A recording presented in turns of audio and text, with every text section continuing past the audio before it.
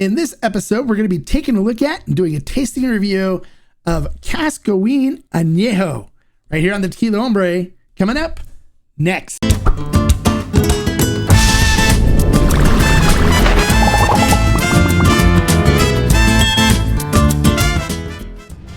Hello and welcome to this episode of the Tequila Hombre, where today we're going to be taking a look at doing a tasting review of Cascahuin Añejo.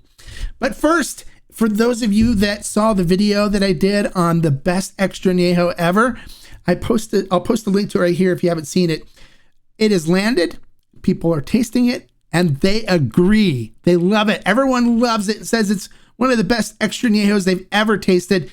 If you haven't watched the video, make sure you watch it. And if it's something you're interested in, email me at the email address in the description below and let me know if you're interested, and I'll send you the link where you can purchase some. We still have a few bottles left. There's only 180 bottles total. And so once it's gone, it's gone. And if you're somebody that really loves good extra añejos, I don't want you to miss out on it. So make sure you watch that video and let me know. And now let's not waste any more time. Let's get into information about Cascahuin Añejo. All right, so let's talk about Cascahuin Añejo. Now, I'm not going to get into how this tequila is made because I did so in the Reposado review. And if you missed that one, I'll put a link to it right up here so you guys can check that out to see how the tequila is made. So the only difference with the Añejo is the aging on it. It is aged in Tennessee whiskey barrels. And for the Añejo, it is, instead of 6 and 8 months blended together like the Reposado is, it is 14 and 16 months.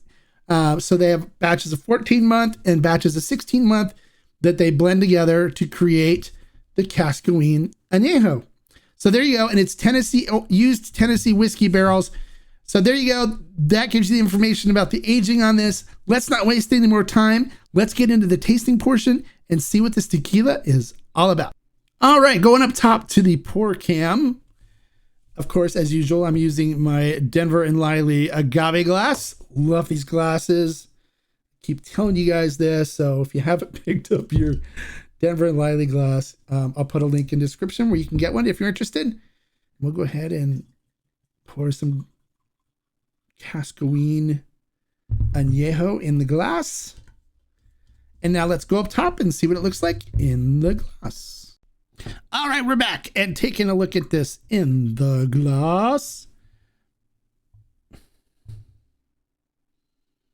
It coats the glass nicely. You can see all the legs and tiers. Now there's a bunch of pearls on it. So it looks like it's going to be somewhat viscous, not really oily and thick and creamy, but it'll have some viscosity to it, which isn't bad at all.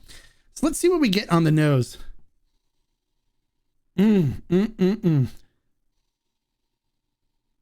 I'm definitely picking up the cinnamon from the ripe cooked agave. Lots of vanilla and caramel on the nose. Hint of fruitiness, like citrus in there. And maybe a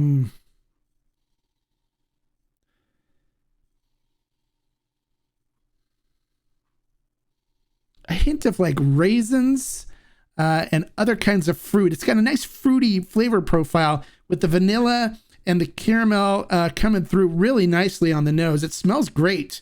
It smells very nice. All right, so let's see what we get on the flavor profile.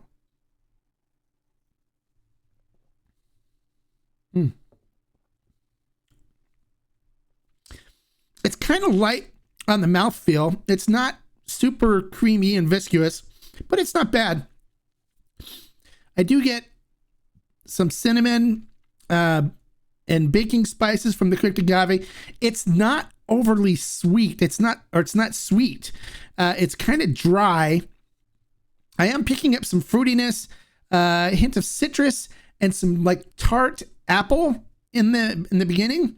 And then you pick up a hint of bitterness from the oak after that.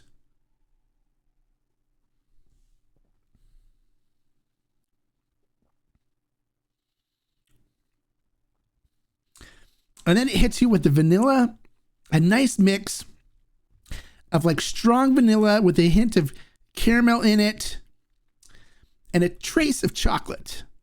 It's very nice. This is really good. It's actually different than the Reposado, I think.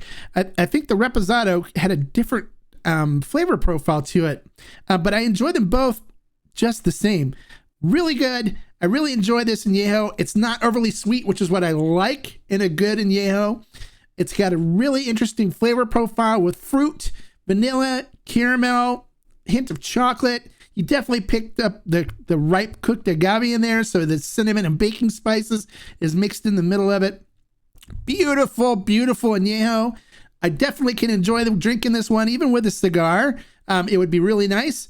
It could also make a great mixed drink if you want to do palomas or something that require an aged tequila. This will work very nice for it. I would rate this one 4 agave. Very good. I enjoy it.